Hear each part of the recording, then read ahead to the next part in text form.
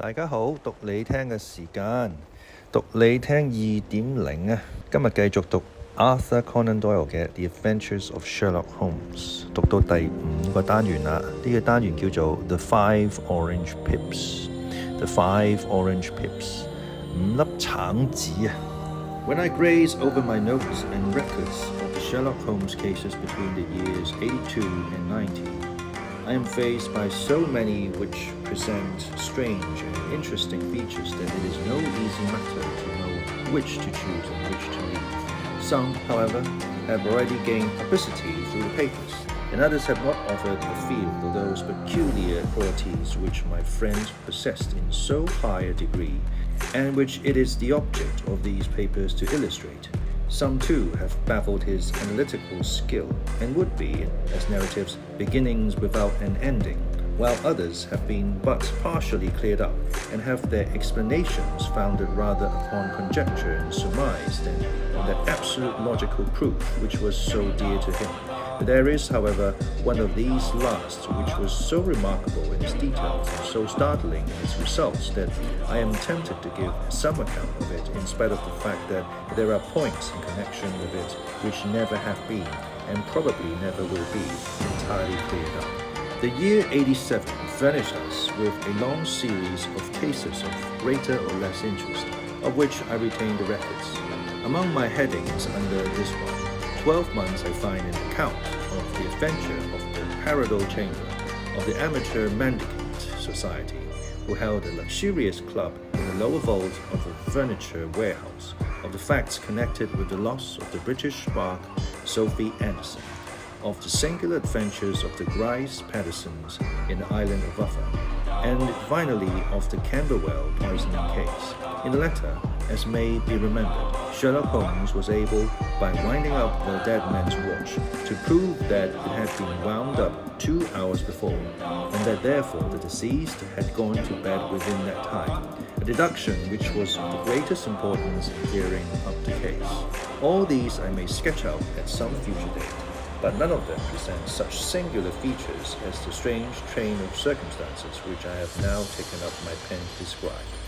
It was in the latter days of September, and the equinoctial gales had set in with exceptional violence. All day the wind had screamed and the rain had beaten against the windows, so that even here in the heart of great handmade London, we were forced to raise our minds for the instant from the routine of life and to recognize the presence of those great elemental forces which shriek at mankind through the bars of his civilization, like untamed beasts in a cage.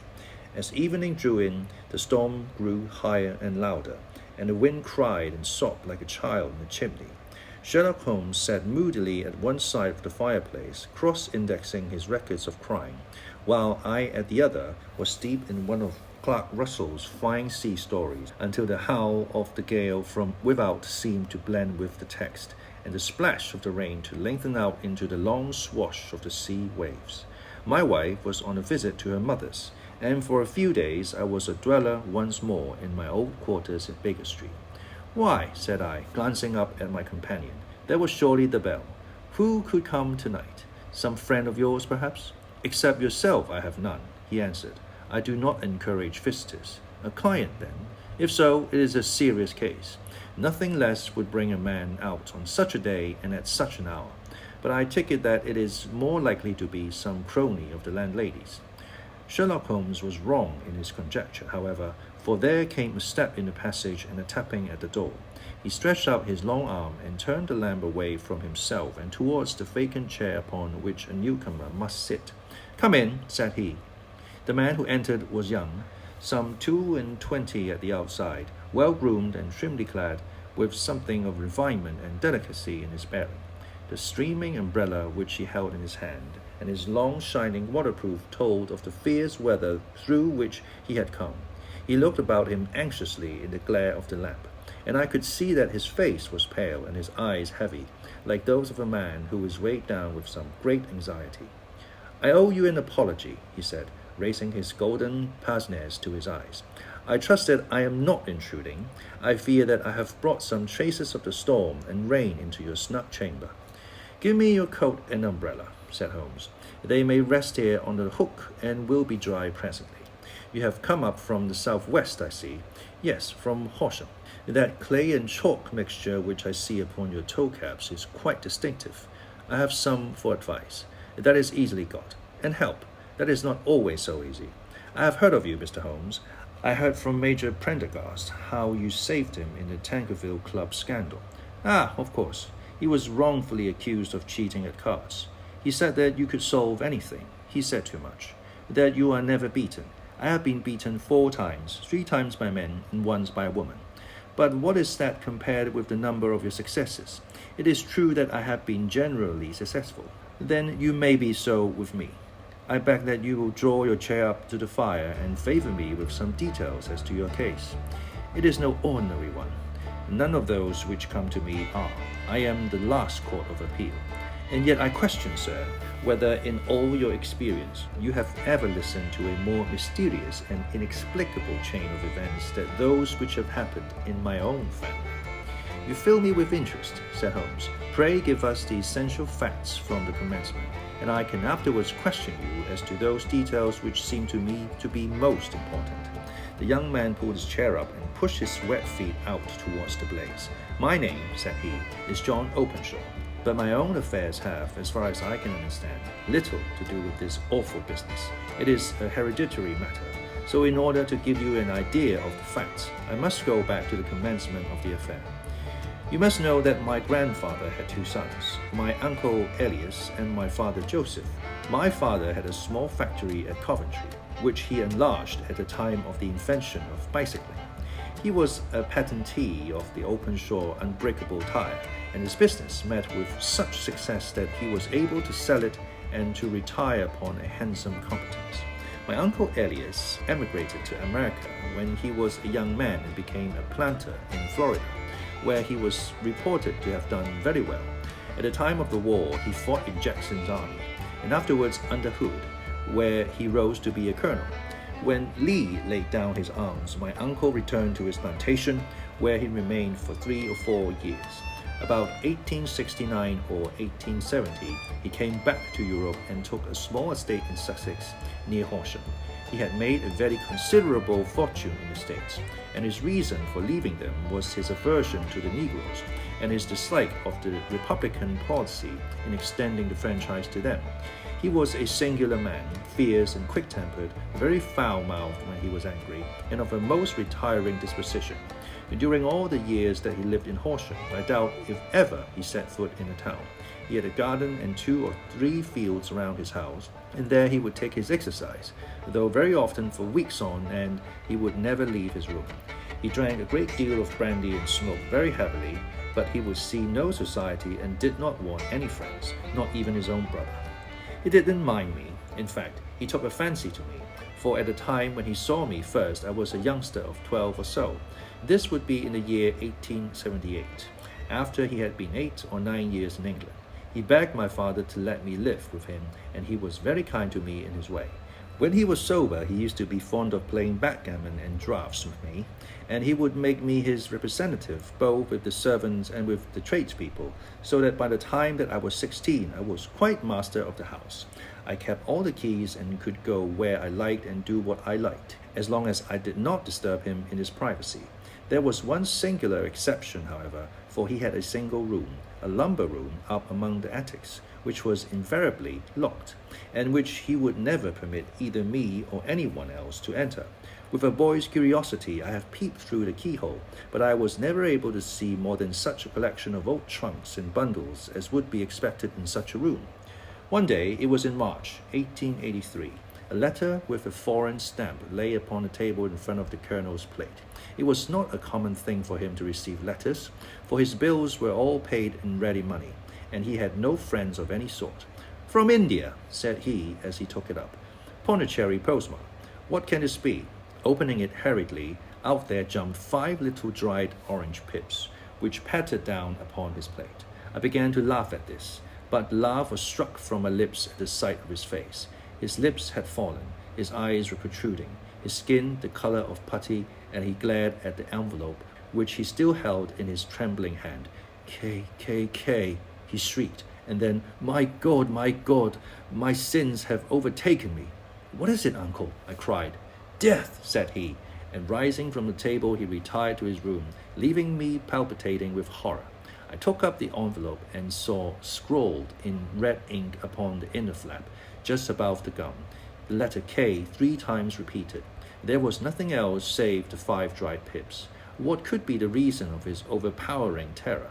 I left the breakfast table, and as I ascended the stair, I met him coming down with an old rusty key, which must have belonged to the attic, in one hand, and a small brass box, like a cash box, in the other.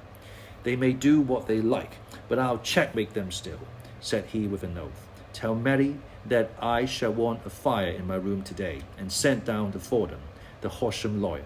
I did as he ordered, and when the lawyer arrived, I was asked to step up to the room.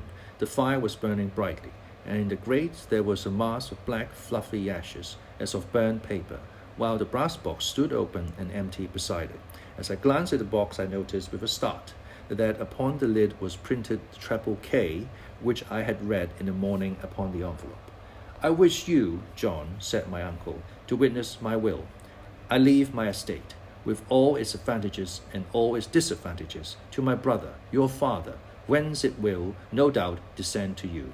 If you can enjoy it in peace, well and good. If you find you cannot, take my advice, my boy, and leave it to your deadliest enemy. I am sorry to give you such a two-edged thing, but I can't say what turn things are going to take. Kindly sign the paper where Mr. Fordham shows you. I signed the paper as directed, and the lawyer took it away with him. The singular incident made, as you may think, the deepest impression upon me, and I pondered over it and turned it every way in my mind without being able to make anything of it. Yet I could not shake off the vague feeling of dread which it left behind, though the sensation grew less keen as the weeks passed and nothing happened to disturb the usual routine of our lives. I could see a change in my uncle, however. He drank more than ever, and he was less inclined for any sort of society. Most of his time he would spend in his room, with the door locked upon the inside, but sometimes he would emerge in a sort of drunken frenzy and would burst out of the house and tear about the garden with a revolver in his hand, screaming out that he was afraid of no man, and that he was not to be cooped up like a sheep in a pen, by man or devil. When these hot fits were over, however, he would rush tumultuously in at the door and lock and bar it behind him, like a man who can brazen it out no longer against the terror which lies at the roots of his soul. At such times I have seen his face, even on a cold day, glisten with moisture, as though it were new raisin from a basin. Well, to come to an end of the matter, Mr. Holmes, and not to abuse your patience, there came a night when he made one of those drunken sallies from which he never came back. We found him, when we went to search for him, face downward in a little green scum pool, which lay at the foot of the garden. There was no sign of any violence, and the water was but 2 feet deep, so that the injury, having regard to his known eccentricity, brought in a verdict of suicide. But I, who knew how he winced from the very thought of death, had much ado to persuade myself that he had gone out of his way to meet it. The matter passed, however, and my father entered into possession of the estate, and of some £14,000, which lay to his credit at a bank. One moment, Holmes interposed. Your statement is, I foresee, one of the most remarkable to which I have ever listened. Let me have the date of the reception by your uncle of the letter, and the date of his supposed suicide. The letter arrived on March 10th, 1883. His death was 7 weeks later, upon the night of May 2nd. Thank you. Pray proceed. When my father took over the Horsham property, he, at my request, made a careful examination of the attic, which had been always locked up. We found the brass box there, although its contents had been destroyed. On the inside of the cover was a paper label with the initials of KKK repeated upon it, and letters, memoranda, receipts, and the registers written beneath. These, we presume, indicated the nature of the papers which had been destroyed by Colonel Openshaw. For the rest, there was nothing of much importance in the attic, save a great many scattered papers and notebooks bearing upon my uncle's life in America. Some of them were of the wartime and showed that he had done his duty well and had borne the repute of a brave soldier. Others were of a date during the reconstruction of the Southern States and were mostly concerned with politics, for he had evidently taken a strong part in opposing the carpetbag politicians who had been sent down from the north. Well, it was the beginning of 84 when my father came to live at Horsham, and all went as well as possible with us until the January of 85. Of the fourth day after the New Year, I heard my father give a sharp cry of surprise as we sat together at the breakfast table. There he was, sitting with a newly opened envelope in one hand and 5 dried orange pips in the outstretched palm of the other one. He had always laughed at what he called my cock and bull story about the colonel, but he looked very scared and puzzled now that the same thing had come upon himself. "Why, what on earth does this mean, John?" he stammered. My heart had turned to lead. "It is KKK, said I. He looked inside the envelope. "So it is," he cried. "Here are the very letters. But what is this written about them?" "Put the papers on the sundial," I read, peeping over his shoulder. "What papers? What sundial?" he asked. "The sundial in the garden. There is no other," said I, "but the papers must be those that are destroyed." "Pho," said he, gripping hard at his courage. "We are in a civilized land here, and we can't have tomfoolery of this kind. Where does the thing come from?" "From Dundee," I answered, glancing at the postmark. "Some preposterous practical joke," said he. "What have I to do with sundials and papers? I shall have no notice of such nonsense." "I should certainly speak to the police," I said, "and be laughed at for my pains." "Nothing of the sort." "Then let me do so." "No, I forbid you. I won't have a fuss made about such nonsense." It was in vain to argue with him, for he was a very obstinate man. I went about, however, with a heart which was full of forebodings. On the third day after the coming of the letter, my father went from home to visit an old friend of his, Major Freebody, who was in command of one of the forts upon Portsdown Hill. I was glad that he should go, for it seemed to me that he was farther from danger when he was away from home. In that, however, I was in error. Upon the second day of his absence, I received a telegram from the Major, imploring me to come at once. My father had fallen over one of the deep chalk pits which abound in the neighborhood, and was lying senseless, with a shattered skull. I hurried to him, but he passed away without having ever recovered his consciousness. He had, as it appears, been returning from Fareham in the twilight, and as the country was unknown to him, and the chalk pit unfenced, the jury had no hesitation in bringing in a verdict of death from accidental causes. Carefully, as I examined every fact connected with his death, I was unable to find anything which could suggest the idea of murder. There were no signs of violence, no footmarks, no robbery, no record of strangers having been seen upon the roads. And yet I need not tell you that my mind was far from at ease, and that I was well nigh certain that some foul plot had been woven round him. In this sinister way I came into my inheritance. You will ask me why I did not dispose of it. I answer, because I was well convinced that our troubles were in some way dependent upon an incident in my uncle's life, and that the danger would be pressing in one house as in another. It was in January 85 that my poor father met his end, and 2 years and 8 months have elapsed since then. During that time I have lived happily at Horsham, and I had begun to hope that this curse had passed away from the family, and that it had ended with the last generation. I had begun to take comfort too soon, however. Yesterday morning the blow fell in the very shape in which it had come upon my father. The young man took from his waistcoat a crumpled envelope, and turning to the table, he shook out upon it 5 little dried orange pips.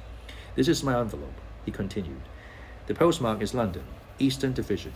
Within are the very words which were upon my father's last message, KKK, and then put the papers on the sundial." "What have you done?" asked Holmes. "Nothing." "Nothing?" To tell the truth, he sank his face into his thin, white hands. "I have felt helpless. I have felt like one of those poor rabbits when a snake is writhing towards it. I seem to be in the grasp of some resistless, inexorable evil, which no foresight and no precautions can guard against."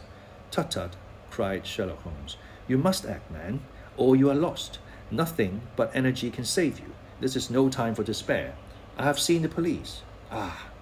But they listened to my story with a smile. "I am convinced that the inspector has formed the opinion that the letters are all practical jokes, and the deaths of my relations were really accidents, as the jury stated, and were not to be connected with the warnings." Holmes shook his clenched hands in the air. Incredible imbecility, he cried. They have, however, allowed me a policeman who may remain in the house with me. Has he come with you tonight? No, his orders were to stay in the house. Again Holmes raved in the air. Why did you come to me? He said. And above all, why did you not come at once? I did not know.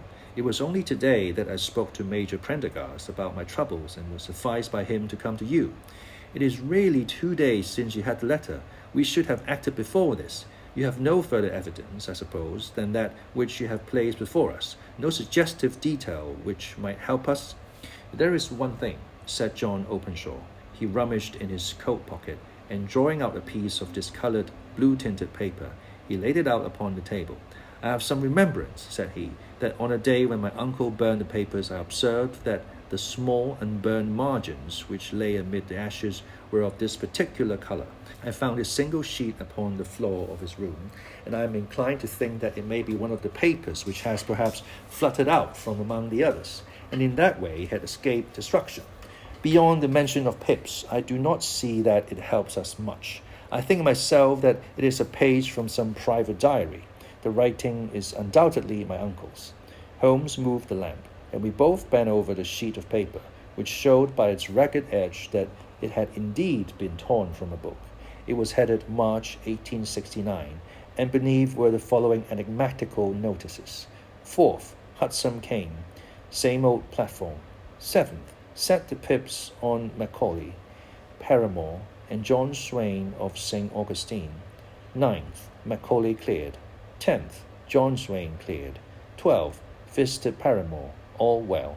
Thank you, said Holmes, folding up the paper and returning it to our visitor. And now you must on no account lose another instant. We cannot spare time even to discuss what you have told me. You must get home instantly and act. What shall I do? There is but one thing to do. It must be done at once. You must put this piece of paper which you have shown us into the brass box which you have described. You must also put in a note to say that all the other papers were burned by your uncle, and that this is the only one which remains. You must assert that in such words as will carry conviction with them. Having done this, you must at once put the box out upon the sundial as directed. Do you understand? Entirely. Do not think of revenge or anything of the sort at present. I think that we may gain that by means of the law, but we have our web to weave, while theirs is already woven. The first consideration is to remove the pressing danger which threatens you. The second is to clear up the mystery and to punish the guilty parties.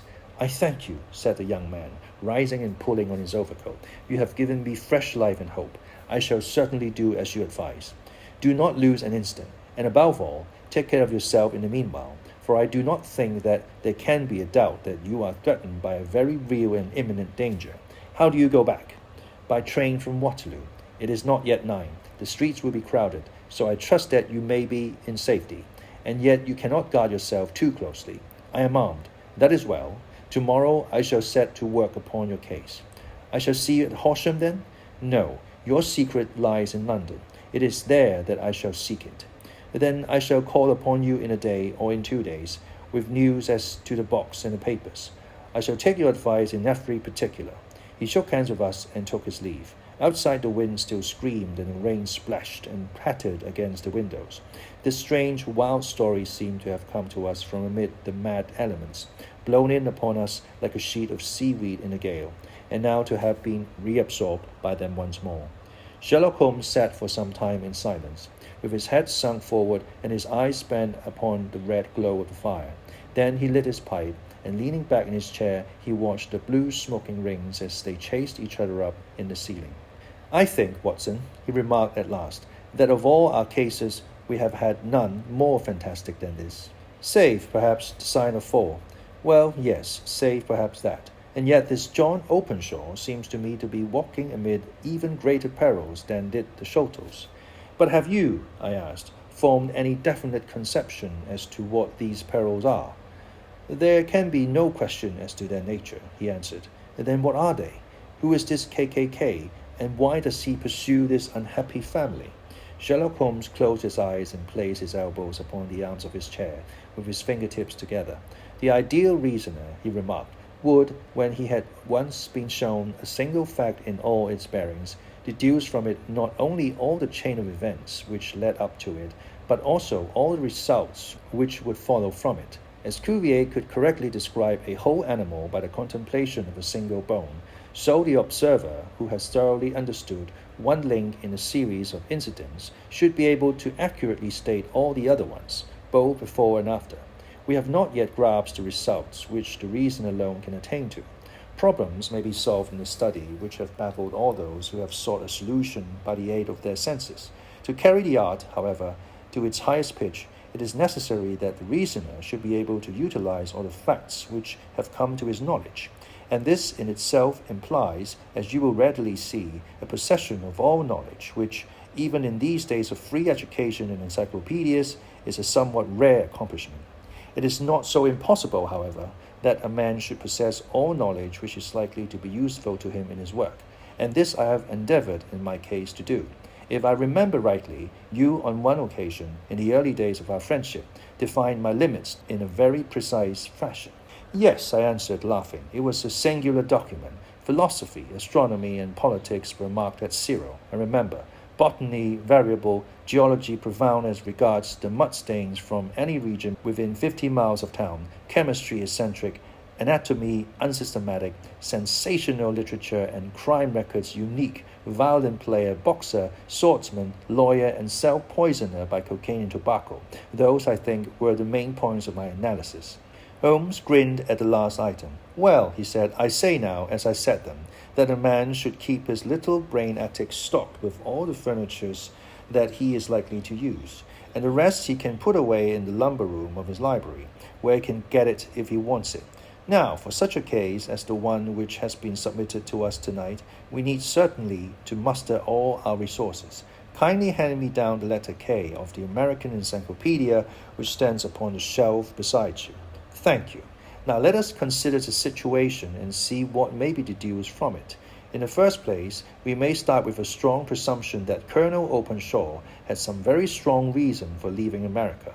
Men at his time of life do not change all their habits and exchange willingly the charming climate of Florida for a lonely life of an English provincial town.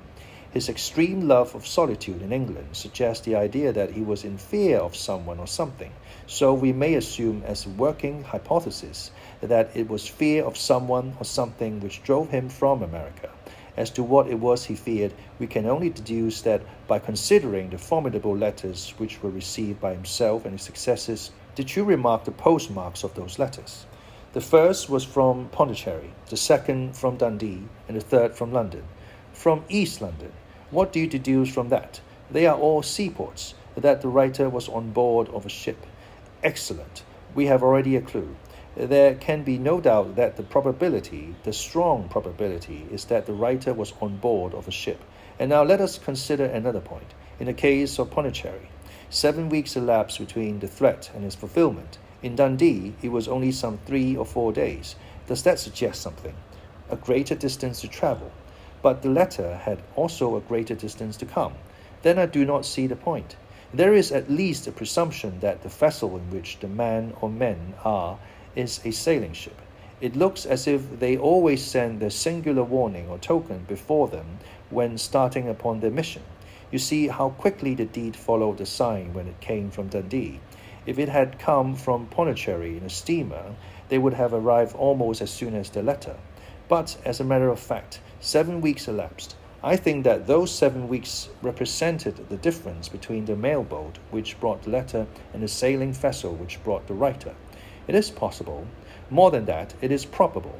And now you see the deadly urgency of this new case, and why I urged young Openshaw to caution. The blow has always fallen at the end of the time which it would take the senders to travel the distance. But this one comes from London, and therefore we cannot count upon delay. Good God, I cried. What can it mean, this relentless persecution? The papers which Openshaw carried are obviously of vital importance to the person or persons in the sailing ship. I think that it is quite clear that there must be more than one of them. A single man could not have carried out 2 deaths in such a way as to deceive a coroner's journey. There must have been several in it, and they must have been men of resource and determination. their papers they mean to have, be the holder of them who it may. In this way, you see, KKK ceases to be the initials of an individual and becomes the badge of a society. But of what society? Have you never, said Sherlock Holmes, bending forward and sinking his voice, have you never heard of the Ku Klux Klan? I never have. Holmes turned over the leaves of the book upon his knee. Here it is, said he presently. Ku Klux Klan, the name derived from the fanciful resemblance to the sound produced by cocking a rifle. This terrible secret society was formed by some ex-Confederate soldiers in the southern states after the Civil War, and it rapidly formed local branches in different parts of the country, notably in Tennessee, Louisiana, the Carolinas, Georgia, and Florida. Its power was used for political purposes, principally for the terrorizing of the Negro voters and the murdering and driving from the country of those who were opposed to its views. Its outrages were usually preceded by a warning sent to the markman in some fantastic but generally recognized shape, a sprig of oak leaves in some parts, melon seeds or orange pips in others. On receiving this, the victim might either openly abjure his former ways or might fly from the country. If he braved the matter out, death would unfailingly come upon him, and usually in some strange and unforeseen manner. So perfect was the organization of the society and so systematic its methods that there is hardly a case upon record where any man succeeded in braving it with impunity, or in which any of its outrages were traced home to its perpetrators. For some years the organization flourished in spite of the efforts of the United States government of the better classes of the community in the South. Eventually, in the year 1869, the movement rather suddenly collapsed, although there have been sporadic outbreaks of the same sort since that date. You will observe, said Holmes, laying down the volume, that the sudden breaking up of the society was coincident with the disappearance of Openshaw from America with their papers. It may well have been cause and effect. It is no wonder that he and his family have some of the more implacable spirits upon their track. You can understand that this register and diary may implicate some of the first men in the South, and that there may be many who will not sleep easy at night until it is recovered. Then the page we have seen, in such as we might expect. It ran, if I remember right, sent the pips to A, B, and C, that is, sent society's warning to them. And then there are successive entries that A and B cleared or left the country, and finally that C was visited, with, I fear, a sinister result for C. Well, I think, Doctor, that we may let some light into this dark place, and I believe that the only chance young Openshaw has in the meantime is to do what I have told him. There is nothing more to be said or to be done tonight, so hand me over my violin and let us try to forget for half an hour the miserable weather and the still more miserable ways of our fellow men. It had cleared in the morning, and the sun was shining with a subdued brightness through the dim veil which hangs over the great city. Sherlock Holmes was already at breakfast when I came down. You will excuse me for not waiting for you, said he. I have, I foresee, a very busy day before me in looking into this case of young Openshaw's. What steps will you take? I asked. It will very much depend upon the results of my first inquiries. I may have to go down to Horsham after all. You will not go there first? No, I shall commence with the city. Just ring the bell and the maid will bring up your coffee. As I waited, I lifted the unopened newspaper from the table and glanced my eye over it. It rested upon a heading which sent a chill to my heart. Holmes, I cried, you are too late. Ah, said he, laying down his cup. I feared as much. How was it done? He spoke calmly, but I could see that he was deeply moved. My eye caught the name of Openshaw and the heading, Tragedy near Waterloo Bridge. Here is the account. Between 9 and 10 last night, Police Constable Cook of the H Division, on duty near Waterloo Bridge, heard a cry for help and a splash in the water. The night, however, was extremely dark and stormy, so that in spite of the help of the several passers-by, it was quite impossible to effect a rescue. The alarm, however, was given, and by the aid of the water police, the body was eventually recovered. It proved to be that of a young gentleman whose name, as it appeared from an envelope which was found in his pocket, was John Openshaw, and whose residence is near Horsham. It is conjectured that he may have been hurrying down to catch the last train from Waterloo Station, and that in his haste and the extreme darkness he missed his path and walked over the edge of one of the small landing places for river steamboats. The body exhibited no traces of violence, and there can be no doubt that the deceased had been a victim of an unfortunate accident, which should have the effect of calling the attention of the authorities to the condition of the riverside landing stages. We sat in silence for some minutes, Holmes more depressed and shaken than I had ever seen him. "That hurts my pride, Watson," he said at last. "It is a petty feeling, no doubt, but it hurts my pride. It becomes a personal matter with me now, and if God sends me health, I shall set my hand upon this gang, that I should come to me for help, and that I should send them away to his death." He sprang from his chair and paced about the room in uncontrollable agitation, with a flush upon his sallow cheeks and a nervous clasping and unclasping of his long chin hands. "They must be cunning devils," he exclaimed at last. "How could they have decoyed him down there? The embankment is not on a direct line to the station. The bridge, no doubt, was too crowded, even on such a night, for their purpose. Well, Watson, we shall see who will win in the long run. I am going out now." "To the police?" "No, I shall be my own police. When I have spun the web, they may take the flies, but not before." All day I was engaged in my professional work, and it was late in the evening before I returned to Baker Street. Sherlock Holmes had not come back yet. It was nearly 10 o'clock before he entered, looking pale and worn. He walked up to the sideboard, and tearing a piece from a loaf, he devoured it voraciously, washing it down with a long draught of water. "You are hungry," I remarked. "Starving." It had escaped my memory. "I have had nothing since breakfast." "Nothing?" "Not a bite. I had no time to think of it." "And how have you succeeded?" "Well, you have a clue?" "I have them in the hollow of my hand. Young Openshaw shall not long remain unavenged." "Why, Watson? Let us put their own devilish trademark upon them. It is well thought of." "What do you mean?" He took an orange from the cupboard, and tearing it to pieces, he squeezed out the pips upon the table. Of these he took 5 and thrust them into an envelope. On the inside of the flap he wrote SH for J.O. Then he sealed it and addressed it to Captain James Calhoun, Bark Lone Star, Savannah, Georgia. "That will wait him when he enters port," said he, chuckling. "It may give him a sleepless night. He will find it as sure a precursor of his fate as Openshaw did before him." "And who is this Captain Calhoun?" "The leader of the gang. I shall have the others, but he first." "How did you trace it, then?" He took a large sheet of paper from his pocket, all covered with dates and names. "I have spent the whole day," said he, "over Lloyd's registers and files of the old papers, following the future career of every vessel which touched at Pondicherry in January and February in '83. There were 36 ships of fair tonnage which were reported there during those months. Of these, one, the Lone Star, instantly attracted my attention, since, although it was reported as having cleared from London, the name is that which is given to one of the states of the Union. Texas, I think. I was not and am not sure which, but I knew that the ship must have an American origin. What then?